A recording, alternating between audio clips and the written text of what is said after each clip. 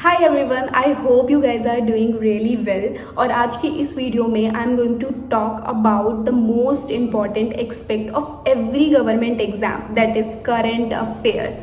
हर exam में UGC NET, SSC, UPSC, railway के exams, सारे गवर्नमेंट एग्जाम में भर भर कर करंट अफेयर्स से क्वेश्चंस पूछे जाते हैं। So I am going to tell you why current affairs is important and how you can deal with current affairs. लेकिन उससे पहले if you are new to this channel then let me tell you, I am Nishu and I am UGC NET aspirant. और अगर आप भी net के aspirant हैं तो आपके मन में भी एक क्वेश्चन तो ज़रूर होगा कि क्या नेट के एग्ज़ाम के अंदर करंट अफेयर्स से क्वेश्चंस आते हैं या नहीं आते। पहले मुझे भी लगता था कि नहीं पूछे जाते करंट अफेयर्स से क्वेश्चंस, लेकिन जब मैंने प्रीवियस ईयर क्वेश्चंस को एनालाइज किया एंड देन आई फाउंड कि करंट अफेयर्स से क्वेश्चंस पूछे जाते हैं। रिसेंटली सेट के अंदर एक क्वेश्चन पूछा गया था कि इंडिया के कौन से स्टेट में लार्जेस्ट फ्लोटिंग सोलर पैनल बनाया गया है। अगर आपको आंसर पता है तो कमेंट करके ज़रूर बताएं। इसके साथ ही नेट एग्जाम की 2 unit people and environment higher education से डायरेक्टली करंट अफेयर से ही क्वेश्चंस पूछे जाते हैं, लाइक एनईपी 2020 जिससे भर भर कर क्वेश्चंस पूछे जाते हैं, तो वो एक करंट अफेयर का ही पार्ट है।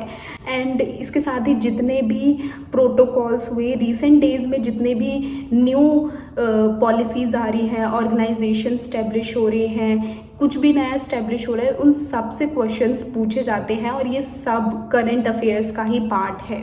एंड ऑल्सो अगर आपका डीआई और मैथ्स का पोर्शन वीक है तब तो आपको करंट अफेयर्स पर वर्क करना ही पड़ेगा, क्योंकि people and environment and higher education इन दोनों ही यूनिट से अनप्रिडिक्टेबल क्वेश्चंस पूछे जाते हैं और वो सारे क्वेश्चंस करंट अफेयर से ही पूछे जाते हैं। तो करंट अफेयर्स अगर आपने पढ़ लिए तो आप इजीली अच्छे मार्क्स लेकर आ सकते हैं पेपर 1 के अंदर।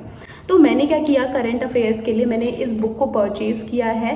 एंड इस बुक के अंदर नॉट ओनली कि यूजीसी नेट के करंट अफेयर्स आपको मिल जाएंगे, उसके साथ ही यूपीएससी, एसएससी, रेलवे, बैंकिंग, इन सभी के करंट अफेयर्स इस बुक के अंदर देखने के लिए मिल जाएंगे। कई बार ऐसा होता है कि यूपीएससी में जो क्वेश्चंस पूछे जाते हैं वो सेम क्वेश्चन, बहुत बार सेम कंसेप्ट का क्वेश्चन नेट के अंदर भी पूछ लेते हैं। एसएससी के अंदर जो क्वेश्चंस पूछे जाते हैं वो रेलवे के अंदर क्वेश्चंस पूछ लेते हैं, या नेट के अंदर वो क्वेश्चंस पूछ लेते हैं।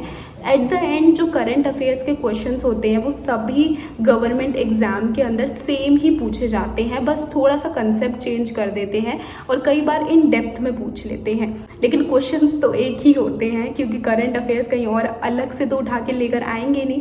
तो इसीलिए करंट अफेयर्स पढ़ना बहुत ज़्यादा इंपॉर्टेंट बन जाता है if you are preparing for any government exam. इस बुक के अंदर सारे करंट अफेयर्स मेंशन है जो भी रीसेंट डेज एग्जाम्स के अंदर पूछे गए हैं, जिससे कि हमें एक आइडिया मिल जाएगा कि हाँ, मे भी इन फ्यूचर क्वेश्चंस यहाँ से इन डेप्थ पूछा जा सकता है या इससे रिलेटेड करंट अफेयर्स पूछा जा सकता है।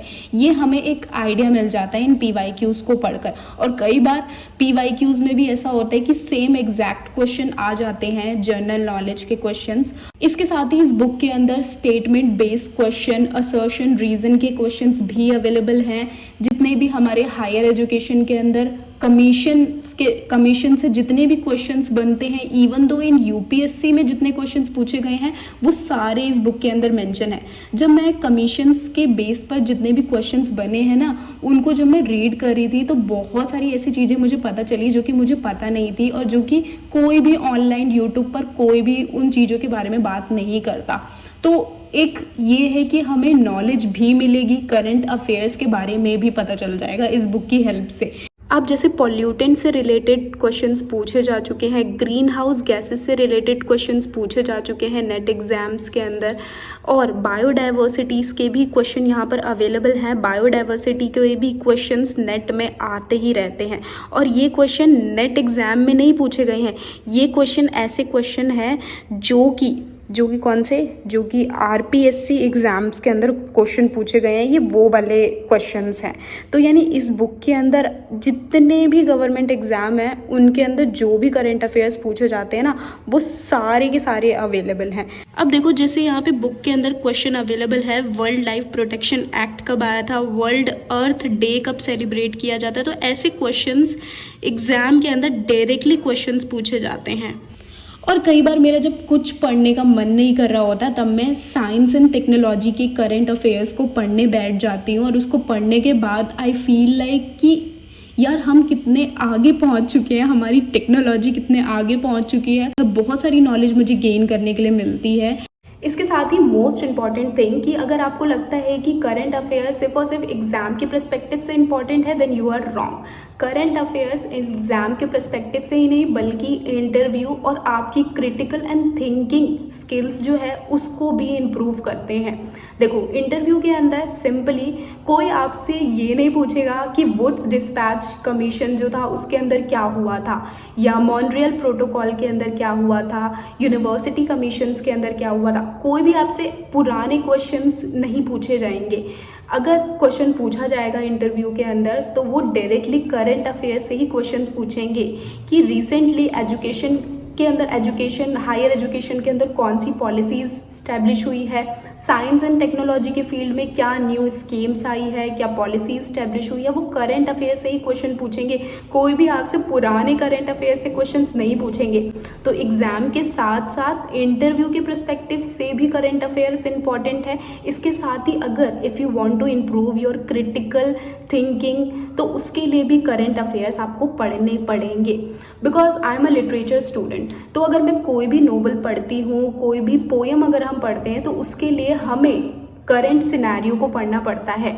बिकॉज हमें कोई भी वर्क है तो उसको उसके बैकग्राउंड, उसके सोशल कल्चरल एक्सपेक्ट से उस वर्क को देखना पड़ता है। तो इसीलिए करंट अफेयर्स भी इम्पॉर्टेंट हो जाते हैं। अगर आप नेट की प्रिपरेशन कर रहे हैं, आपने अगर नेट क्लियर भी कर लिया है तो आपको रिसर्च पेपर आगे चल के पब्लिश करने होंगे। तो रिसर्च पेपर आप तभी पब्लिश कर पाएंगे अगर आपको करंट अफेयर्स के बारे में पता होगा। आप तभी एक प्रॉब्लम ढूंढ पाएंगे अपनी रिसर्च पेपर के लिए अगर आपको करंट अफेयर्स के बारे में पता होगा। और रिसर्च पेपर हमेशा एक ऐसे टॉपिक से होता है जो कि करंट सिनेरियो से रिलेटेड हो। तो करंट सिनेरियो से रिलेट करने के लिए आपको करंट अफेयर्स तो पढ़ने ही पड़ेंगे। और उसके लिए व्हाट यू कैन डू कि आपको करंट अफेयर्स पढ़ने ही है, कोई ऑप्शन नहीं है। इन सभी एक्सपेक्ट के अलावा द मोस्ट इम्पॉर्टेंट एक्सपेक्ट जिसके लिए हम इतनी मेहनत कर रहे हैं, पढ़ाई कर रहे हैं, वो है नॉलेज बहुत ज़्यादा इम्पॉर्टेंट है। अगर आप नेट की प्रिपरेशन कर रहे हैं, किसी भी गवर्नमेंट एग्ज़ाम की प्रिपरेशन कर रहे हैं, तो एट द एंड आपको ऐसा प्लेटफॉर्म मिलेगा जहाँ पर आपको अपनी नॉलेज शो करनी है। Even in UPSC, SSC, NET examination, हर जगह आपको अपनी नॉलेज शो करनी पड़ेगी। आपको एक ऐसा प्लेटफॉर्म मिलेगा। तो उस नॉलेज को शो करने के लिए आपके पास नॉलेज होनी भी चाहिए। पता है, करंट अफेयर्स पढ़ने के बाद मुझे इतना अच्छा फील होता है, एक कॉन्फिडेंस सा फील होता है। ऐसा लगता है कि मुझे ज़्यादा नॉलेज है, मेरे सामने वाले पर्सन जो मेरे सामने जो पर्सन बैठा है उससे ज़्यादा नॉलेज मुझे है। क्या आपको पता है कि इंडिया के अंदर आंट का न्यू स्पीशीज़ फाइंड आउट किया गया है? नहीं पता ना, लेकिन मुझे पता है। तो सोचो करंट अफेयर्स कितना ज़्यादा इंपॉर्टेंट है। So if you want to buy this book तो मैं लिंक डिस्क्रिप्शन में डाल दूंगी, आप वहाँ से जाकर इस बुक को परचेज कर सकते हैं। एंड इस बुक को पढ़ने के बाद, और मैं भी अब इतनी मोटी बुक है, इसको पढ़ना है मुझे भी इस बुक को ख़त्म करना है। और मैंने एनवायरनमेंट के करंट अफेयर्स पढ़े थे, और जिसको पढ़ने के बाद आई फील लाइक कि यार मुझे ये तो पता ही नहीं था। बहुत सारी नॉलेज वाले क्वेश्चंस देखने को मिलेंगे और बहुत सारे ऐसे क्वेश्चंस मिलेंगे जिसको हम डे टू डे अपनी लाइफ से रिलेट कर सकते हैं। ऐसे क्वेश्चंस हमें देखने के लिए मिलेंगे इन सारे के सारे करंट अफेयर्स में।